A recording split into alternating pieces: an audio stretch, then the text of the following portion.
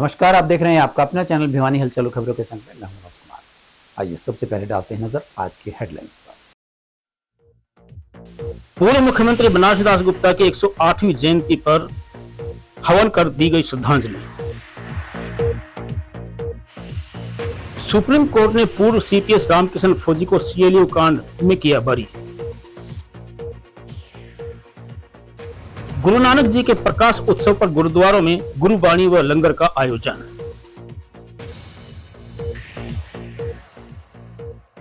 बिजली दरों में बढ़ोतरी से उद्योगों पर मंडराया संकट। एससी आयोग के गठन से अनुसूचित जाति को मिला सरकारी योजनाओं का लाभ, कहा विजेंद्र बड़गुजर ने। टायान पाना के लोग दूषित पेयजल से परेशान, नहीं हो रही सुनवाई। और अब खबरें विस्तार से। पूर्व मुख्यमंत्री स्वर्गीय बनारसी दास गुप्ता की 108वीं जयंती पर बीडी गुप्ता पार्क में हवन कर उनके समाधि स्थल पर श्रद्धा सुमन अर्पित किए गए। इस अवसर पर सांसद धर्मवीर सिंह ने कहा कि बाबू बनारसी दास गुप्ता न केवल सफल राजनीतिज्ञ थे बल्कि महान स्वतंत्रता सेनानी व प्रखर राष्ट्रवादी नेता भी थे। उनके योगदान को कभी भुलाया नहीं जा सकता। विधायक घनश्याम सराफ ने कहा कि बाबूजी ने अपना पूरा जीवन लोगों की भलाई व सामाजिक कार्यों को समर्पित कर दिया था। वहीं बीडी गुप्ता फाउंडेशन के अध्यक्ष एवं स्वर्गीय बीडी गुप्ता के सुपुत्र अजय गुप्ता ने कहा कि बाबूजी ने हमेशा निष्काम भावना से कार्य किए। महिला शिक्षा के उत्थान में उनके द्वारा किए गए कार्यों को हमेशा याद रखा जाएगा। वे सदा नारी शिक्षा के प्रबल समर्थक रहे। पूर्व मुख्यमंत्री बनारसी दास गुप्ता की 108वीं जयंती पर बीडी गुप्ता पार्क में समाधि स्थल पर हवन में अनेक गणमान्य व्यक्तियों के साथ उनके सुपुत्र व बीडी गुप्ता फाउंडेशन के अध्यक्ष अजय गुप्ता एवं पुत्री प्रमीला अग्रवाल, स्वर्गीय बनारसी दास गुप्ता के पौत्र व पौत्रवधू प्रियांश और ईस्ता ने आहुति दी। सांसद धर्मवीर सिंह ने कहा कि बाबू बनारसी दास गुप्ता जी सच्चे राजनीतिज्ञ थे और एक महान स्वतंत्रता सेनानी भी थे। उन्होंने देश की आजादी में अहम भूमिका निभाई।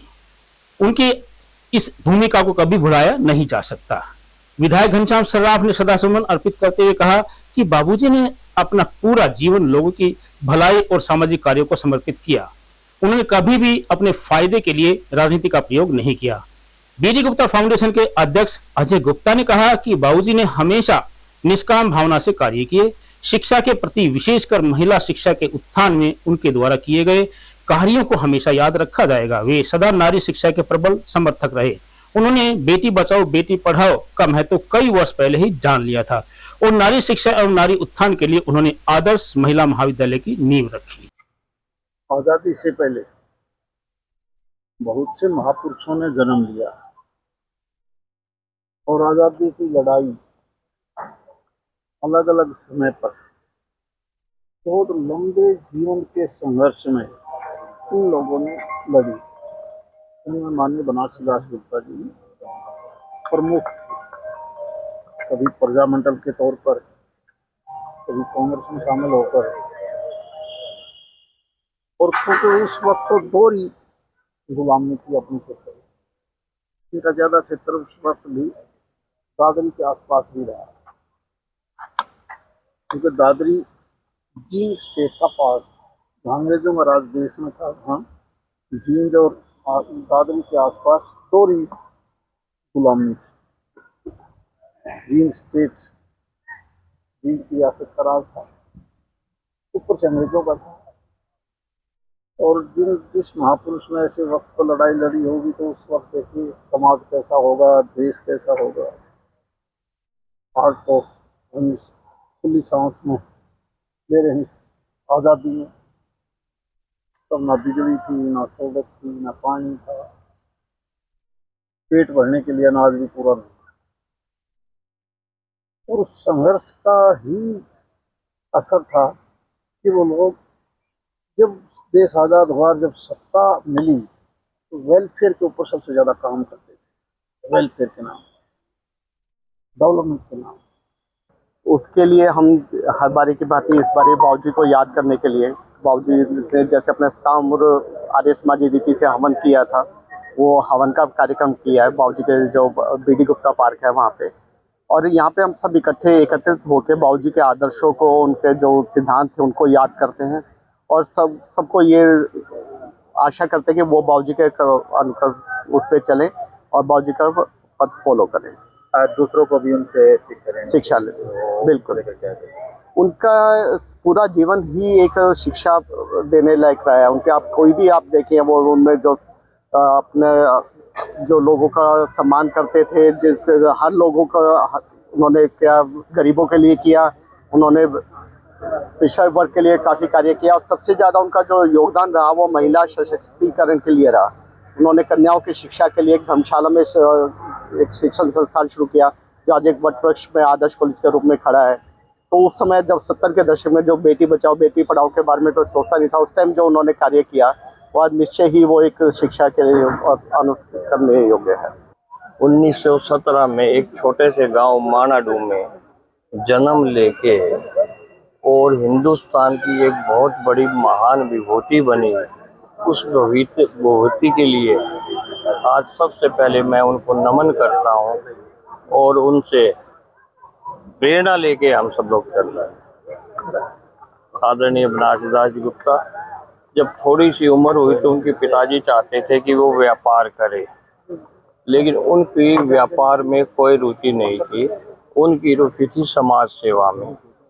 शुरू में उन्होंने जो पहले हिंदुस्तान में कुरीतियाँ थी, जैसे बाल विवाह करना, छुआछूत करना, कुएं पे जाति का हिसाब से पानी जाना, छोटी जाति को नहीं जाना है, और विधवाओं का आत्मसमर्पण करके उनको बलि देना, ऐसी सारी प्रथाओं के लिए आदरणीय श्री बनारसी दास जी गुप्ता ने बेहद कार्य किए, जो सामाजिक कार्य से उनकी शुरुआत हुई। फिर उन्होंने एक प्रजामंडल स्थापित किया देश की आज़ादी के लिए, और आर्य समाज के लिए वो बहुत जोर देते थे। आदरणीय स्वर्गीय श्री बनारसी दास गुप्ता की 108वीं जयंती के उपलक्ष्य में आज हवन यज्ञ का श्री बनारसी दास गुप्ता पार्क के अंदर आयोजन किया। इसमें मुख्य रूप से मैं तो एक ही बात कहना चाहता हूँ, श्री बनारसी दास गुप्ता एक व्यक्ति ना होकर एक संस्था थे।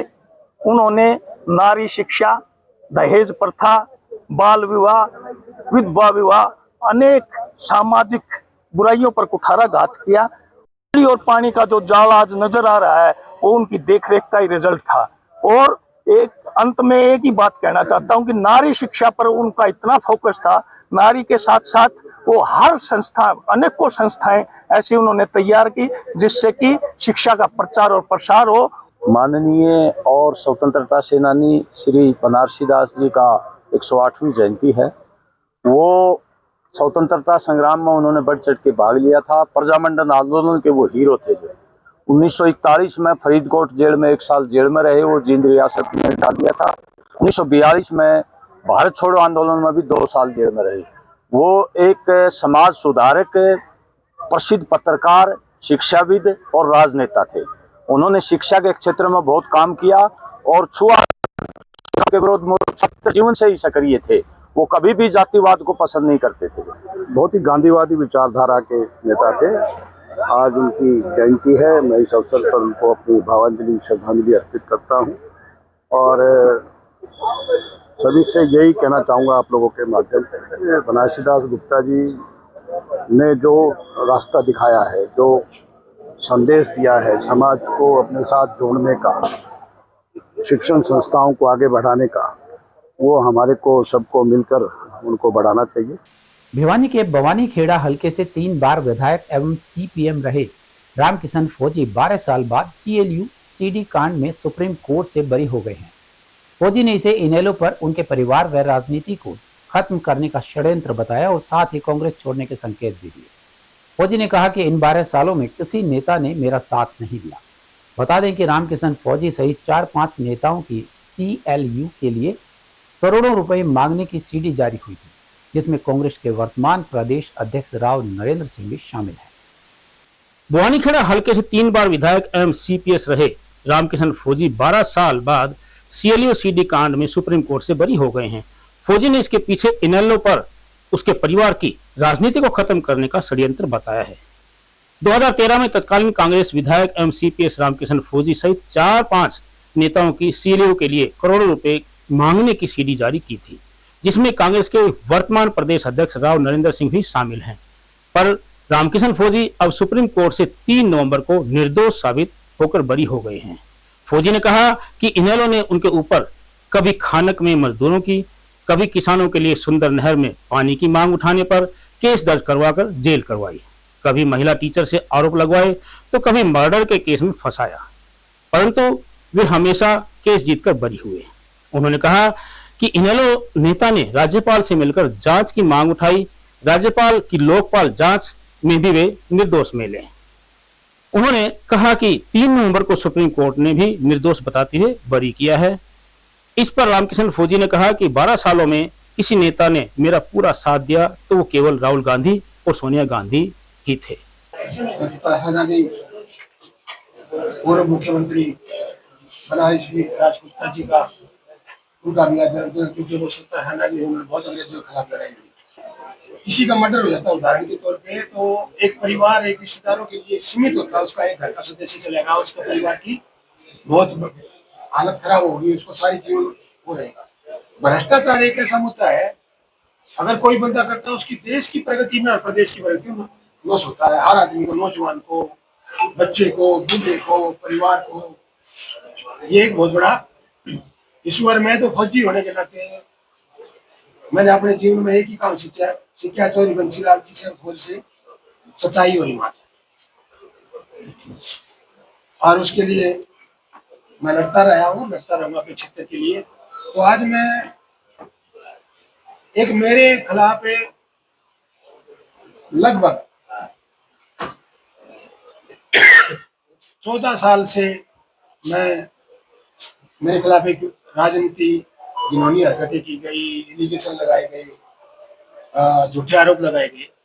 मैं ये समझता हूँ जैसे भ्रष्टाचार एक कैंसर है, ऐसे ही इस देश में ऐसे लोग कैंसर जैसे पीड़ित हैं, लोग हैं जो झूठे एलिगेशन लगा के उसकी जिंदगी बर्बाद करना, उसके परिवार को बर्बाद करना, उसकी पार्टी को बदनाम करना, ये एक बहुत बड़े ऐसे लोग अपराध, वो उनका मकसद ये नहीं है भ्रष्टाचार हम बंद करेंगे, उनका मकसद केवल कुर्सी हासिल करना, मुख्यमंत्री बनना, मुख्यमंत्री से ऊपर जाना या विधानसभा में जाना, लोकसभा में। ये इस बात के लिए आज मैं उस पर पर्दाफाश करने के लिए आपके समक्ष आया हूँ। तो मेरा जीवन में मैं 2000 में पहले मैं थोड़ा सा पीछे में जाना चाहता हूँ, 2 मिनट आपके लूंगा क्योंकि थोड़ी सी बताने के लिए। मैं 2000 में जब एमएलए बना तो विकास पार्टी का अकेले था, और जब अकेला था तो मैं चौधरी बंसीलाल दूसरे थे, हम 2 ही थे। मैंने कभी नहीं, आज के दिन तो एमएलए को 3 बार, 2 बार, 4 बार, अब अखबारों में पढ़े हो गया, एक रात में 3-3 बार इधर पार्टी उधर पार्टी, इधर पार्टी, इधर गए, मैंने कभी ये। सिखों के प्रथम गुरु गुरु नानक देव जी का 556वां प्रकाशोत्सव बड़ी धूमधाम से मनाया गया। इस अवसर पर विधायक घनश्याम सराफ ने कहा कि गुरु जी ने ऊंच नीच व छोटे बड़े का भेदभाव मिटाकर एकता का संदेश दिया। चंडीगढ़ से पहुंचे मक्खन सिंह रागी जत्थे ने गुरुवाणी के माध्यम से संगत को गुरु जी से जोड़ने का प्रयास किया। लोगों ने श्रद्धा भाव से गुरु ग्रंथ साहिब का पाठ किया व नमन किया। वहीं श्रद्धालुओं ने कीर्तन में भाग लिया और लंगर का प्रसाद चखा। विधायक घनश्याम सराफ ने 10 लाख रुपए की घोषणा भी की। गुरु नानक देव जी का 556वां प्रकाश पर्व गुरुद्वारा सिंह सभा एवं पुरानी देव से सुंगी स्थित गुरुद्वारा में बड़ी ही श्रद्धा और उल्लास के साथ मनाया गया। चंडीगढ़ से पहुंचे मक्खन सिंह रागी जत्थे ने गुरुवाणी के माध्यम से संगत को गुरु जी से जोड़ने का प्रयास किया। गुरु पर्व के मौके पर विधायक घनश्याम सराफ ने गुरुद्वारा साहिब में मत्था टेककर प्रार्थना की। पुरानी देव से चुंगी स्थित गुरुद्वारा के मुख्य ग्रंथी ज्ञानी सतनाम सिंह व ज्ञानी प्रेम सिंह ने कीर्तन कर बाबा नानक जी इतिहास को विस्तार से संगतों को समझाया। उन्होंने बताया कि श्री गुरु नानक देव जी ने एक पंक्ति में बैठकर भोजन ग्रहण करने की परंपरा चलाई और ऊंच नीच व छोटे बड़े का भेदभाव मिटाकर सभी को एक संदेश दिया कि सभी उस परमात्मा के बंदे हैं जिसने उस सृष्टि को बनाया है। उनके दर्शाए मार्ग पर चलने से मनुष्य जन्म मरण के बंधन से मुक्त हो जाता है। गुरु पर्व के मौके पर दूर दूर से संगतों ने गुरुद्वारे में आकर गुरुवाणी का आनंद लिया। 5 नवंबर 2024 आज गुरु नानक देव जी का प्रकाश पर्व है 556वां। इस अवसर पे लोग अति प्रसन्न होके यहाँ पे लंगर प्रसाद भी लगाया गया है, आप देख रहे हैं। और जिस प्रकार से समाज को प्रत्येक क्षेत्र में जाके काम करना चाहिए, ऐसी इस गुरुद्वारे से भावना पनपती है। और इस गुरुद्वारे के माध्यम से आगे बढ़ के समाज के अंदर अपनी बात रखेंगे। और जितने भी भाई बहन हमारे किसी आशा की धारा करते हैं, उन सबको आशा उम्मीद करके हम उनकी आशाओं को पूरा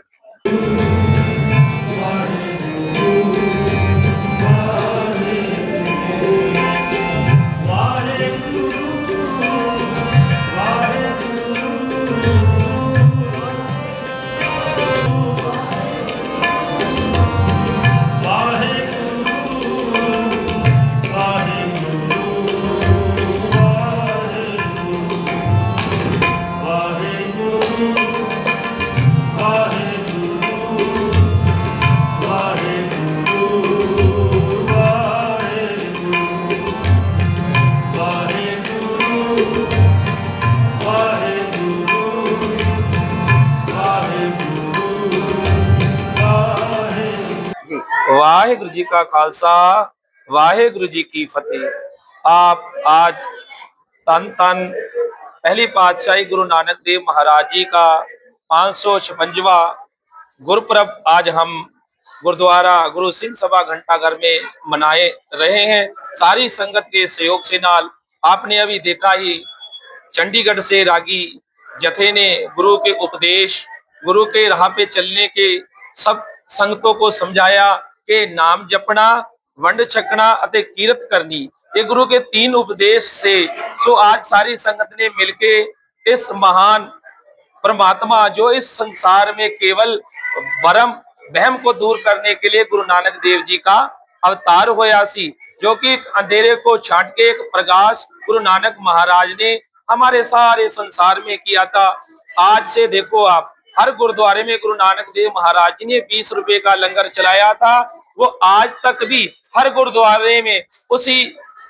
वाहिगुरु जी की फतेह।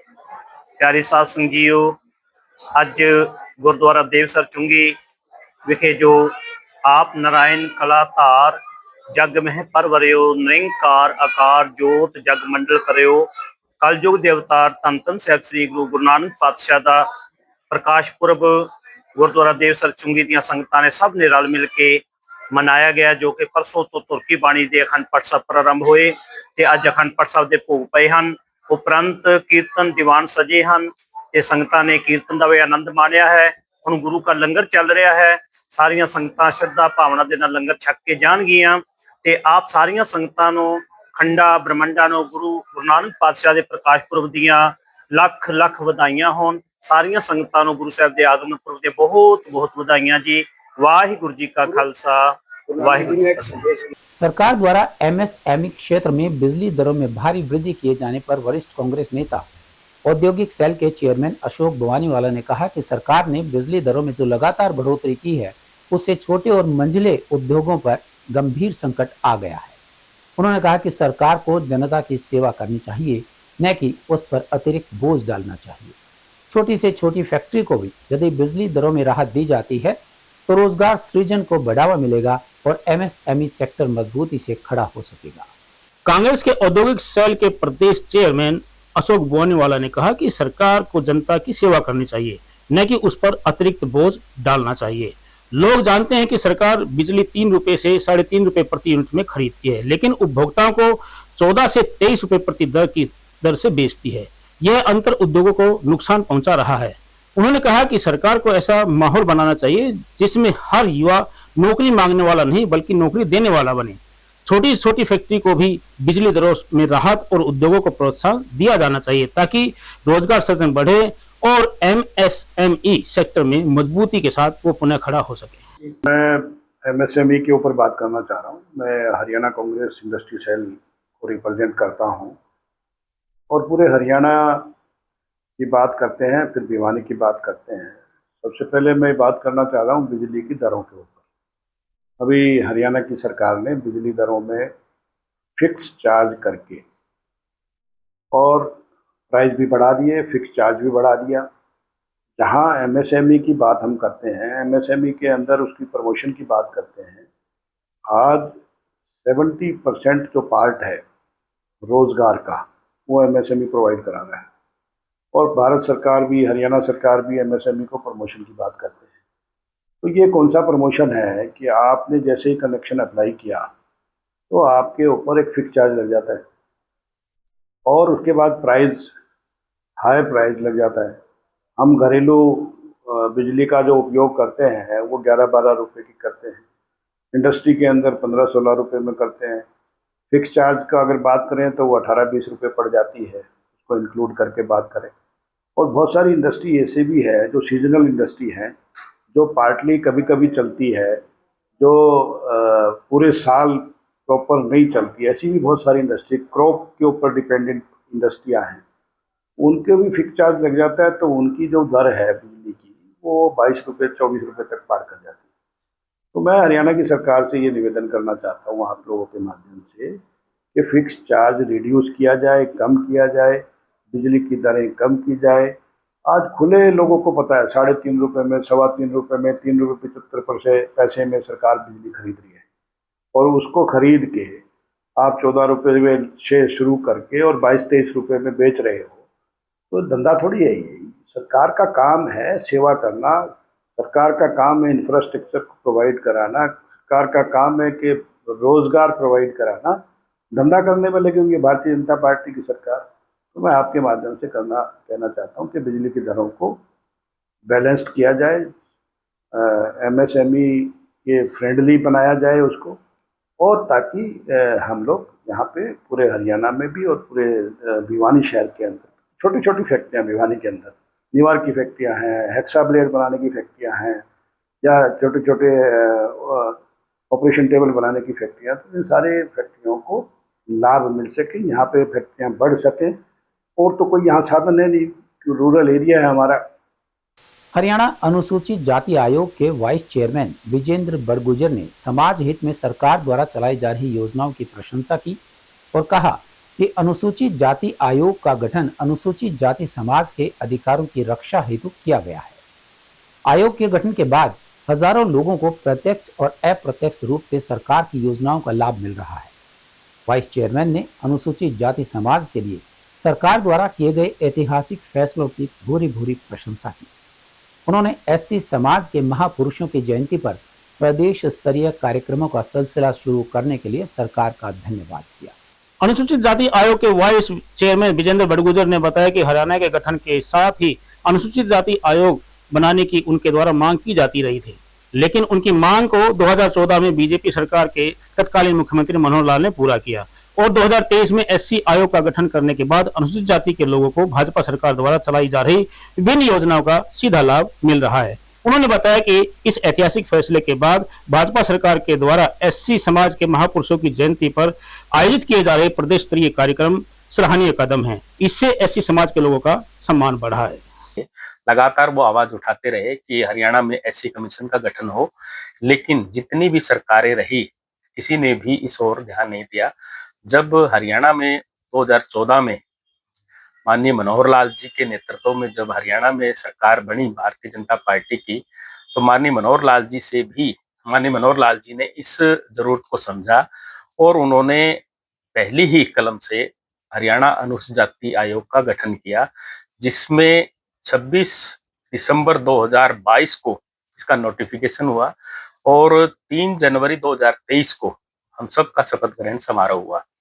तो ये तो था इसका गठन का। तो इसमें तो मैं सबसे पहले तो माननीय मनोहर लाल जी जो उस समय मुख्यमंत्री रहे थे और भारतीय जनता पार्टी की जो सरकार, उनका बहुत बहुत धन्यवाद करना चाहूंगा आपके चैनल के माध्यम से कि उन्होंने 1966 के बाद लगातार जितनी संगठनों की जो मांग थी उसको पूरा किया। दूसरा जो है, आपने पूछा कि एससी आयोग जो है काम कैसे करता है।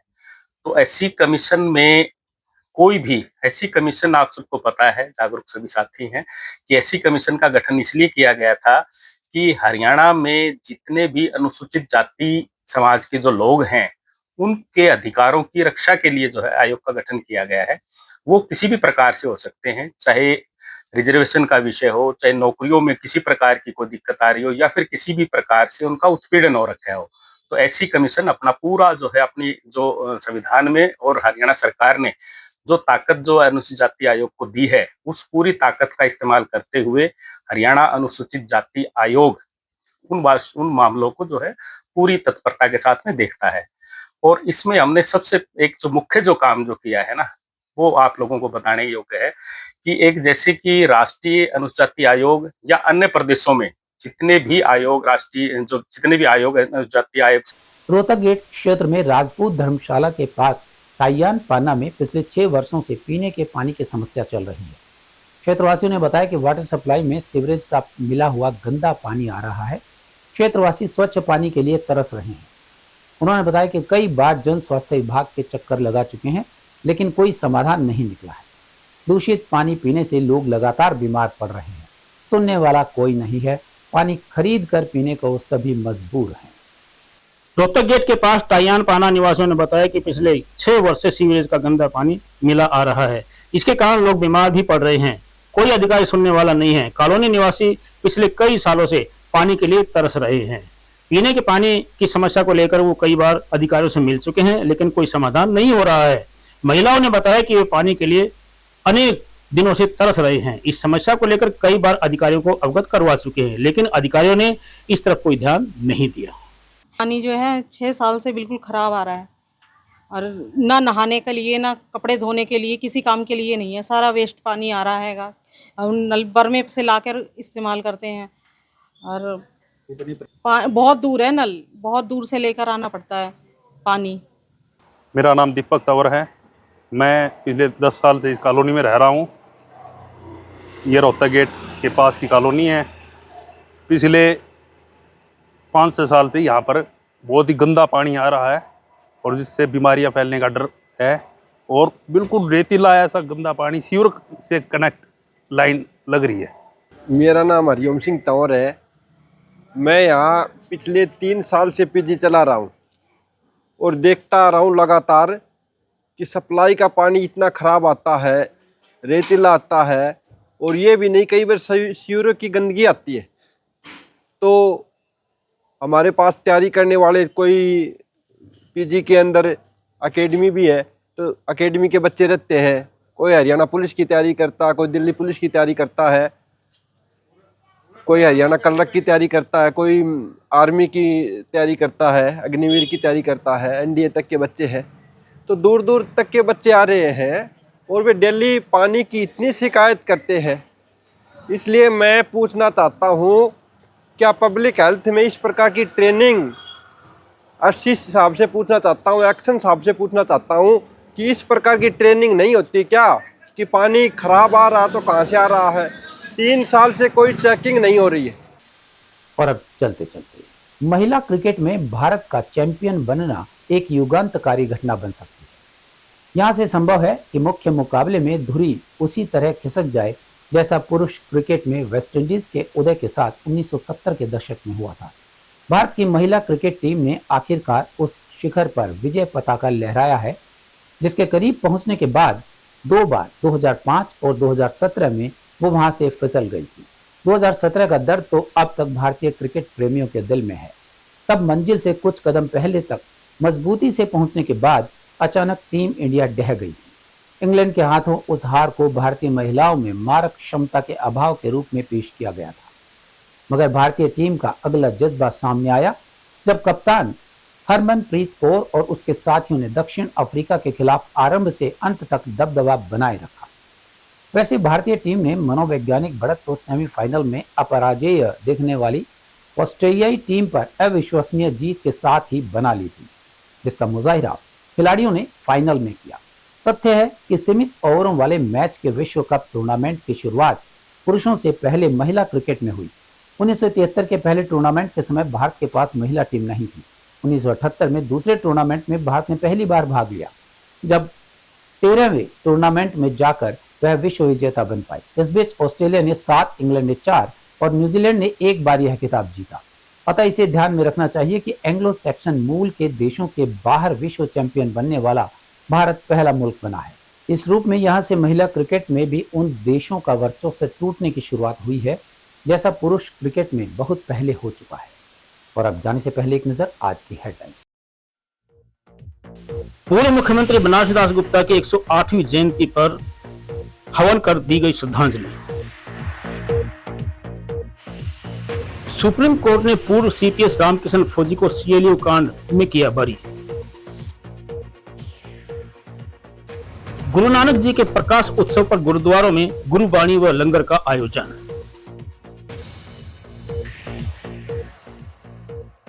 बिजली दरों में बढ़ोतरी से उद्योगों पर मंडराया संकट। एससी आयोग के गठन से अनुसूचित जाति को मिला सरकारी योजनाओं का लाभ, कहा विजेंद्र बड़गुजर ने। टायान पाना के लोग दूषित पेयजल से परेशान, नहीं हो रही सुनवाई। हमारे आज के अंक में बस इतना ही। अगले अंक के लिए देखते रहिएगा आपका अपना चैनल भिवानी हलचल।